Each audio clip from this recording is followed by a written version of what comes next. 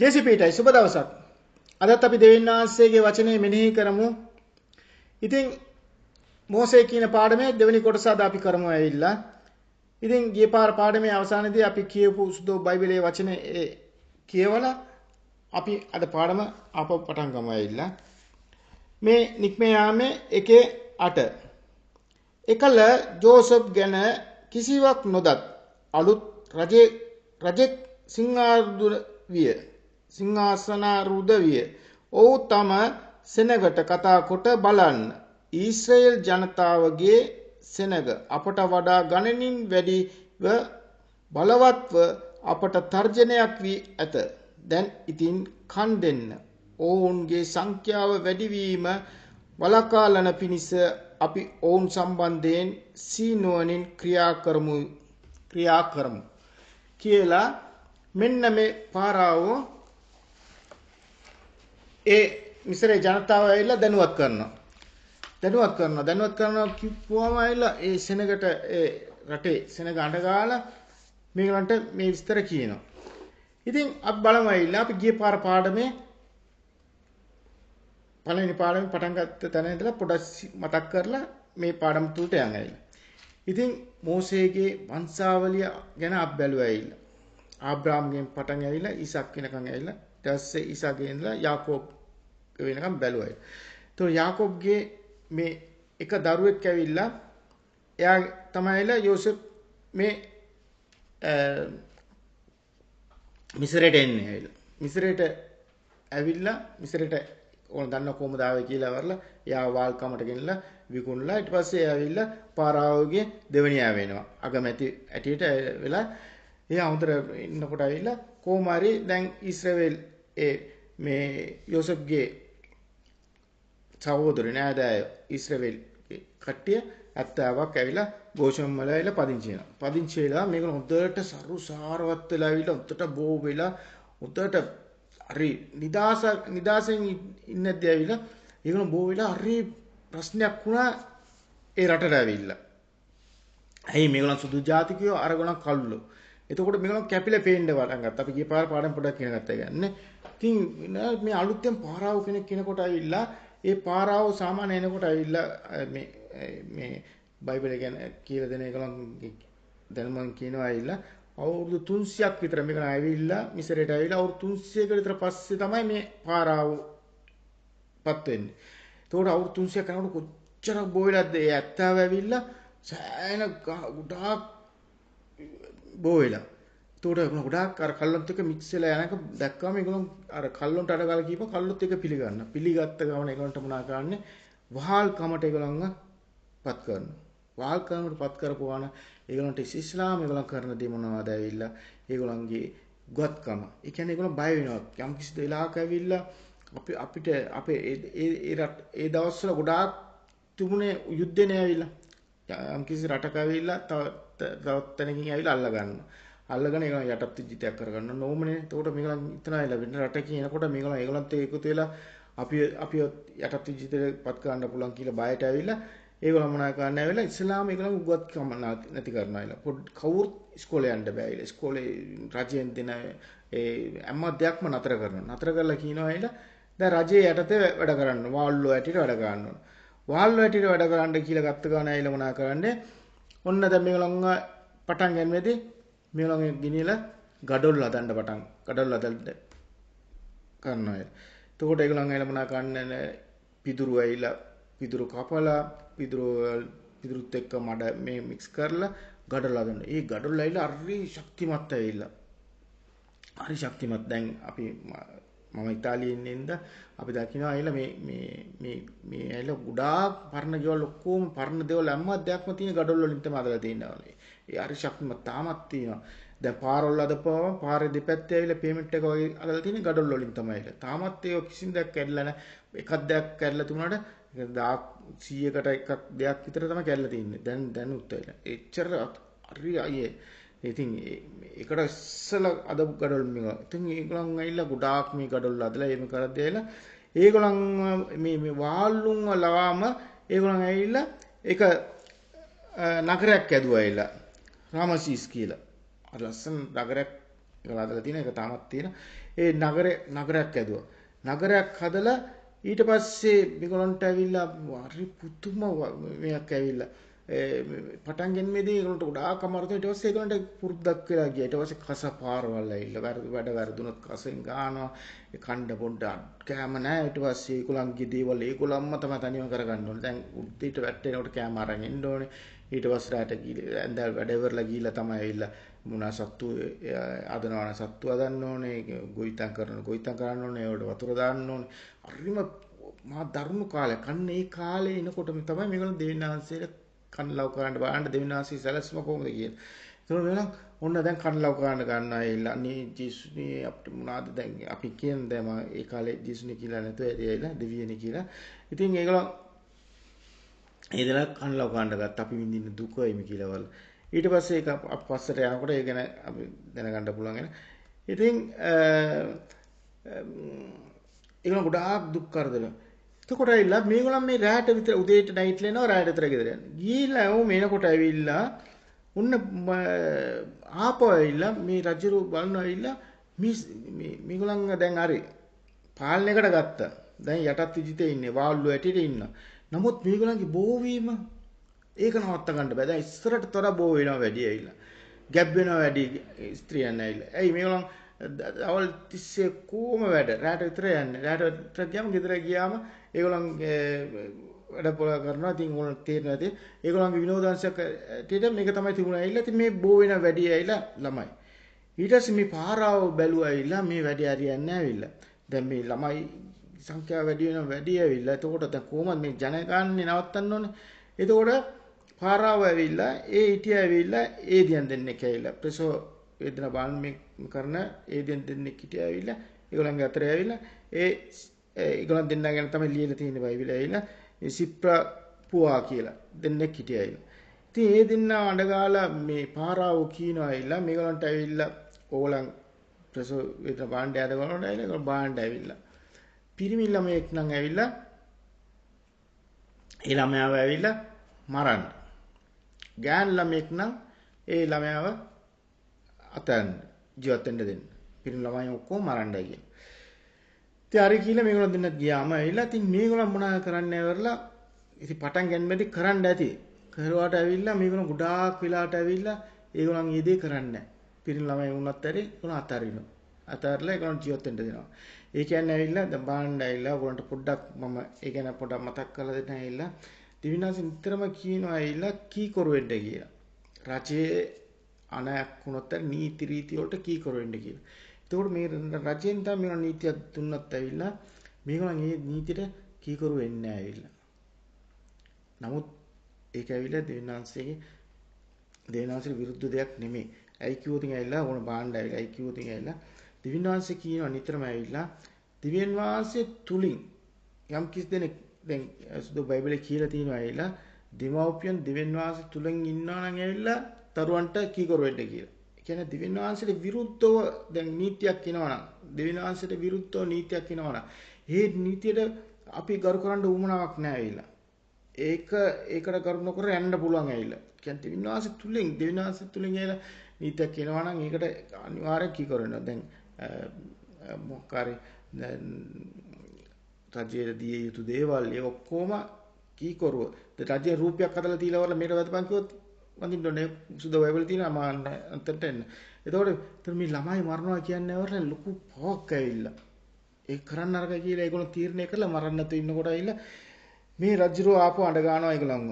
මේ ඒ දිය දෙන්න අඬ ගාලා ඉවරලා ඒගොල්ලන් විස්තර ආනකොට ඇවිල්ලා ඒගොල්ලන් කියනවා ඇවිල්ලා ඒගොල්ලන් ඇවිල්ලා කියනවා වෙලා රජතුමනි අපි ඒගොල්ලන් ඇවිල්ලා මිසරේ ඒ ස්ත්‍රියන් ඇවිල්ලා හරි ශක්තිමත් ඇවිල්ලා අපිට ආරංචි වෙලා අපි යද්දීම ඇවිල්ලා අපිට ඒගොල්ලන්ට බබා හම්බ වෙලා ඉතින් අම්මුණාට පස්සේ අපිට මරන්න බෑනේ අපි මොනවාද කරන්න ඇවිල්ලා එහෙම කියලා ඒගොල්ලන් බොරුවක් කියලා අර මේක ඊට පස්සේ මේ රජුරෝ බලනවා එළ මේ පාරව මොනවාද කරන්න ඇවිල්ලා නීතියක් කියනවා ඇවිල්ලා දැන් ඒක හරි භයානක නීතියක් ඇවිල්ලා පිරිමි ළමයි කම්මුණොතින් ඒ දෙමව්පියොම්ම ගෙනිලා නයිල් ගඟට දාන්න ඕන. ගඟේ විසික් කරන්න ඕන. ගඟට දාන්න ඕන කියලා. ඉතින් ගඟට දානවා කියන්නේ ගඟට වීසි ගන්න නැතුව ඇති. ඉතින් අර ඕගොල්ලෝ දන්නවා තව ඉස්සරහට යනකොට දන්නවා. ඉතින් තොටියක් වගේ ඇදලා ඉතින් ළමයාව තියලා ඉතින් ගඟේ පා කරලා යවනවා. පා කරලා ගියාම ඉතින් ඒ ළමයා මොනවා වෙනවද කොයි යනවද දන්නේ නැහැ. ඒලා පෙරළුණු ඉතින් මැරලෙයි කුණ කොයි හරි ගියොත් යන්නේ ඇයි. ඉතින් ඔන්න ඔය දෙයක් වෙනවා ඒක. හැබැයි මේ ගඟේ පාවෙල එන්නේ ඇවිල්ලා මේ ඊශ්‍රායෙල් සෙනගගේ ළමයි කියලා එක ඊට ප්‍රසිද්ධියම කවුරුත් දන්නවා. නෝකෝ හරි වැදගත්. හොඳ. ඊට පස්සේ නෝ මේ යද්දී ඇවිල්ලා මොන කාලයක් ගත කරගෙන යනවා. දැන් මේ නීතිය ක්‍රියාත්මකයි නෑ. දැන් මේ කාලයක් යද්දී ඇවිල්ලා මේ කට්ටිය ඇවිල්ලා මේ ඉස්රායෙල් කට්ටිය ඇවිල්ලා ලෙවි ගෝත්‍රයේ අම්රාම් කියන කෙනා ඇවිල්ලා යකෝබෙත් කියන ඒ ස්ත්‍රියව කසාද බඳිනවා. කසාද බැඳලා පස්සේ ඔන්න එයාට ඉස්සෙල්ලාම හම්බ වෙනවා ඇවිල්ලා ගෑන් ළමෙක් ඇවිල්ලා. එතකොට මේ නීතියට කලින් ඒගොල්ලන් ළමයි දෙන්නෙක් හම්බ වෙනවා ඇවිල්ලා. එක්කෙනෙක් ඇවිල්ලා මීරියම් මීරියම් කියන්නේ කෙනා තමයි වැඩිමාලා. ඊට පස්සේ දෙවෙනි ඇවිල්ලා ආරොන් කියලා. මේ ළමයි දෙන්න එක්කෙනෙක් වැඩිමාලා ගෑන් ළමයා බාලය ඇවිල්ලා මේ පිරිමි ළමයා. ඊට පස්සේ ඕනෝම කාලයක් යද්දී ඇවිල්ලා මේගොල්ලන්ට ඇවිල්ලා තවත් දරුවෙක් හම්බෙන්න ඉන්නවා.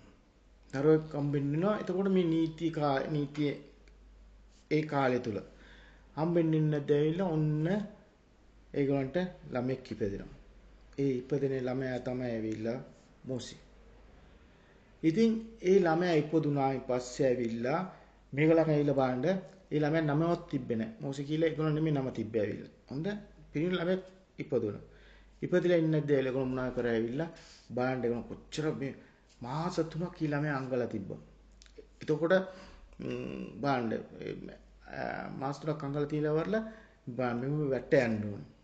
වැට්ට කියන්න ඕනේ ඇවිල්ලා ඇයි දැන් ළමයා ඉපදුනා දැන් වටපිටේ ඉන්න මිනිස්සුන්ට දන්නවනේ ඇවිල්ලා දැන් මේගොල්ලෝ දරුවෙක් හම්බෙන්න ඕන. ඊට පස්සේ හම්බුනාට පස්සේ මිනිස්සු ආනනේ කෝ දරුවෝ කෝ කියලා නාන ගඟේ දැම්මා ගියා. ගඟේ දැම්මම දැන් වැට්ට යන්න. කියලා කියනවනේ. ඉතින් වැට්ට යනවා. ඉතින් කූඩාරම ඇතුලේ අංගලා තියලා මේගොල්ලෝ වැට්ට යන්න ඇති. කොච්චර දුකක් හිතෙනවද දැන්. එතකොට ඒ ළමයට කෑම බීම කොම් පුටි ළමයි අඬනවා ඇති ඇවිල්ලා. දාඬුවොත් හරි සද්දයෙන් නරකයි. ඒක මොනවා කරාද කියලා දන්නේ නැහැ ඇවිල්ලා. හරි ප්‍රවේශයෙන් කොමාරි මාලා තියන්න ඇති. දැන් වැඩ උරුලාම ඇවිල්ලා තමයි දූලා ඇවිල්ලා බලන්න. ඊට පස්සේ අංගලාම තියලා ඕදලා එම කළා. කොමාරි මාස 3ක් යනකම් ඇවිල්ලා ඒගොල්ලෝ මේ ළමයා ඇදුවා. එතකොට ඒගොල්ලන්ට පොඩි ළමයි දෙන්නෙක් තව දෙන්නෙකුත් ඉන්නවා. ඒගොල්ලොත් වැට්ට යන්න ඕන. ඒගොල්ලොත් වැට්ට යන්න ඕන. ඒගොල්ලන් අම්මා තාත්තා කියනවා. ගිහිල්ලා පවුලම උදේට වැට්ට ගිහලා ඇඳවල තමයි එන්නේ. එතකොට එතකන් ඇවිල්ලා මේ පොටි ඉපදිච්ච ළමයා තනියෙන් ගෙදර ඉන්න ඕන. කොච්චර භයානක වැඩක්ද. එතකොට සත්තු ඉඳ ඇති කූඩාරම් වල ජීවත් වුණේ ඇවිල්ලා. ඉතින් හරි භයානක කාලයක්. ඔන්න දැන් අපි මේ වැදගත් චරිතය උපත ලබලා ඉන්නේ. ඉතින් මේක ඉතුරු කොටස ඇවිල්ලා අපි මොසේගේ ලබන පාඩමේ බලමු ඇවිල්ලා. ඉතින් අද මේකෙන් ඇවිල්ලා නතර කරලා ලබන පාඩමේ මොසේගෙන් පටන් ගමු. එහෙනම් ඔයගොල්ලන්ට කොන්චිසි පිටයි සුබ දවස. ඕගොල්ලන් ඇවිල්ලා සුදු බයිබලේ මේ කතාව කියවන්න. කියවන ගමන බලන්න. මම ඇයි කිව්වොතින් ඇවිල්ලා දැන් මෙතන මම මේ වංශාවලියෙන් ඇවිල්ලා මේ ඔක්කොම පෙන්වන්න ඇයිදනද මම සමහරක් තැන්වල හරි වැදගත් ඇවිල්ලා. දැන් බලන්න ගඟට ළමයි දානවායි කියලා කිව්වා. ඒ කියන්නේ ගඟට ඇවිල්ලා නිකන් විසික් කරන්නේ නැහැ ඇවිල්ලා. ඒගොල්ලන් සාමාන්‍ය මේක තියලා ඒ ගඟට දාන්නේ කූඩයක් වගේ ඇදලා කූඩේ තියලා තමයි දාන්නේ. ඊට පස්සේ ළමයා යන පැත්තට යනවා. හැබැයි දැන් මේ ඔක්කොම ගොඩක් වැදගත් ඇල. ඒ ගඟේ කොම ගියත් මොනාර කොයි හරි ළමෙක් පාවෙලා ගියොතින් ඇවිල්ලා ඒ පාවෙලා යන ළමයා ඇවිල්ලා මේ ඊස්ටර්වෙල් සිනේ ළමයි කියලා කවුරුත් දන්නවා. ඒ කියන්නේ එහෙම නීතියක් තියෙනවා. එතකොට මේ පාවෙලා යන ළමයා ඉස්රායෙල් ජනතාවගේ ළමෙක් කියන දන්නවා. ඒතර බලන්න මේ ඔක්කොම හරි වැදගත් ඇවිල්ලා. මේ උලින් තමයි ඕගොල්ලන් උන්තර දැනුවත් වෙන්න ඕන. සුදු බයිබලය ඇවිල්ලා දැන් ඒකේ දැන් මේ මෝසියොත් දැන් මේ පාව කරලා යද්දි තමයි හම්බෙන්නේ. ඒතර ඒගොල්ලෝ දන්නවා මේ කාගේ ළමයාද කියලා මේ දන්නවා. කාගේ ඒ දෙමව්පියෝ දන්නේ නැති වුණාට මේ දරුවා කවුද කියන එක දන්නවා ඇයි.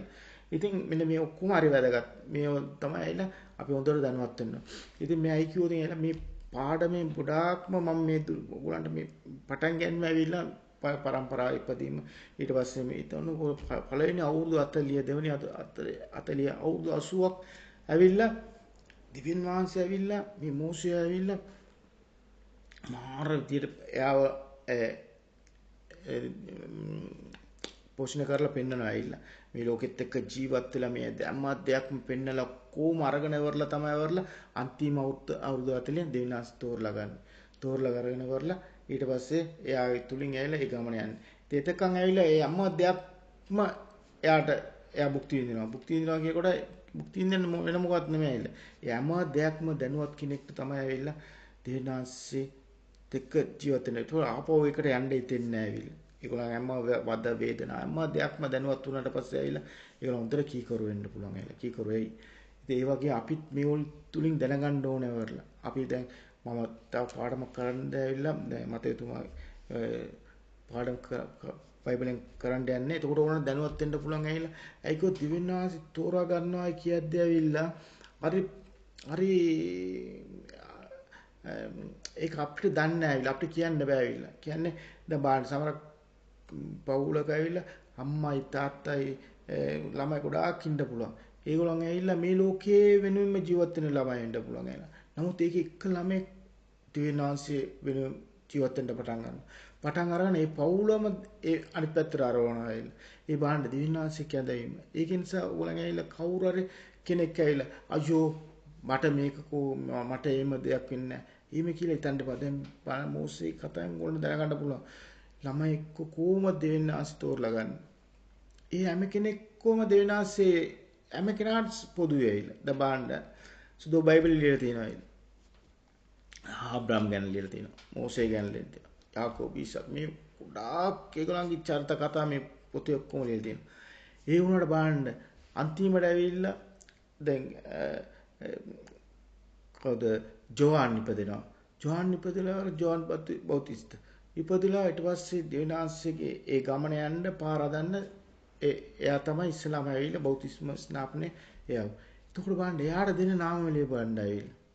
ස්ත්‍රියන්ගෙන් ඉපදුණු ඒගොල්ලන්ගෙන් එයා තරම් වැඩක් කෙනෙක් නැහැ කියලා කියන ලොකු කෙනෙක් නැහැ කියලා.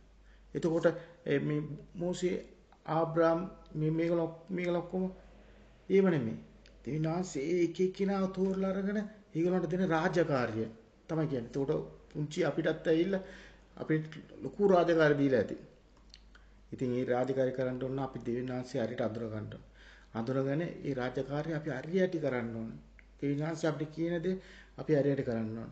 ඉතින් ඒවා තමයි මේ ගැනීම පොත්වලින් අපි ඉගෙන ගන්න දෝලෙන් අපේ තෝරා ගන්න ඕන දේවල් අය. දෙවිනාංශය අපිව තෝරලා ගන්න පුළුවන්. අරගෙන කරන්න යම් කිසි ගමනක් ගෙනියන්න පුළුවන්. එහෙම නැතුව දිවෙන්න කොහොම වුණත් දිවෙන්නාංශයේ කැමැත්ත ඒක. ඒ කොහොම වුණත් ඇවිල්ලා අපි දිවෙන්නාංශයේ කීකරුව ජීවත් වෙන්න ඕන. ඇයි දන්නවද අපි අනිවාර්යයෙන්ම දවසක ඇවිල්ලා තැනකට යන්න තියෙනවා. ඒ තැන ඇවිල්ලා තැන් දෙකක් තියෙනවා.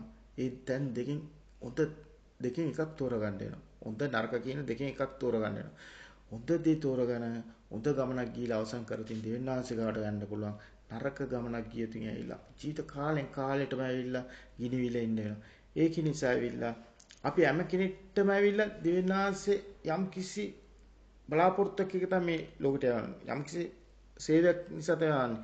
සමහර වෙලාවට අපේ ජීවිතෙන් තව කෙනෙක් අපේ පෞල් ජීවිතය අදලා දීලා අපිට යන ගමන අවසන් කරන්න පුළුවන්. ඒ හැම දෙයක්ම සේවය තමයි. කියන්නේ අපි ඒක තමයි දෙවියන්වහන්සේ කැමැත්ත. අපි දෙවියන්වහන්සේ කැමැත්ත අපිට දෙවියන්වහන්සේ මාව කැමැත්ත දෙවියන්වහන්සේ විතර දන්නේ. ඉතින් අපි ඒක දැනගන්න ඒක තමයි කියන්නේ ඉතිනිදා භෝජනේ අද අපිට දේවව දාලා මෙනවා කියලා. දෙවියන්වහන්සේගේ උදේට යාඥා කරද්දී දෙවියන්වහන්සේ ජීසුනේ වාසේ කැමැත්ත මට කියන්නේ. අද දවසේ කැමැත්ත. ඒ කැමැත්ත අනුව මාව අද දවසේ මේ දවසේ නිමා කරන්න කියලා දෙවියන්වහන්සේගේ ආලා පටන් ගන්න. ඔයාගෙන් තව කෙනෙක්ට වෙන්න සේවයක් තියෙන්න පුළුවන්.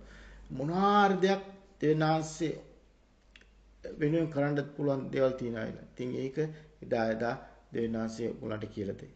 එහෙනම් ඔයගොල්ලෝ ජේසු පිටයි සුබ දවසක්. සුද්ධ බයිබලේ හොඳට කියවන්න. පටන් ගන්න වෙලාව අවසාන වෙනකන් කියවන්න. අලුත් ජීවිතේ පටන් ගන්න වෙලාව අවසාන වෙනකන් කියන්න. කියවලා උතර දැනුවත් වෙන්න. දැනුවත් වෙලා මේ භයානක ලෝකයේ දෙවියන් වහන්සේ ගාවට යන්න පුළුවන් තරම් ශක්තිමත් වෙන්න. මේ කතන්දර දැන් මම මෝසේ ගැන කතන්දරයක් කියන්නේ ඇයි දන්නවද? මේකේ අවසානයේදී ඇවිල්ලා පටන් ගන්න දැන් පොඩක් කිසිම දෙයක් තීරමක් නැතුව ගියත් ඒ කියන්නේ වංශාවලියක් බලාගෙන යනකොට ඇවිල්ලා දැන් මේ වලින් අපිට ගන්න සුළු සුළු දේවල් තියෙනවා ඒ අරගෙන යන්න පුළුවන්. නමුත් මැදක් කරේ මෝසේගේ ගමන පටන් ගන්නදී ඇවිල්ලා අපේ ජීවිතේ හරි බරපතල දේවල් තියෙනවා. ඒ බරපතල දේවල් තියෙනවා අපි දෙවියන් වහන්සේ ගැන.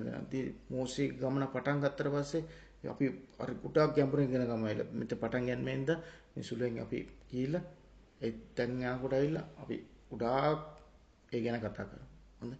එහෙනම් ඔයගොල්ලන්ට කොහොමද ජේසුස්ට සුබ දවසක්.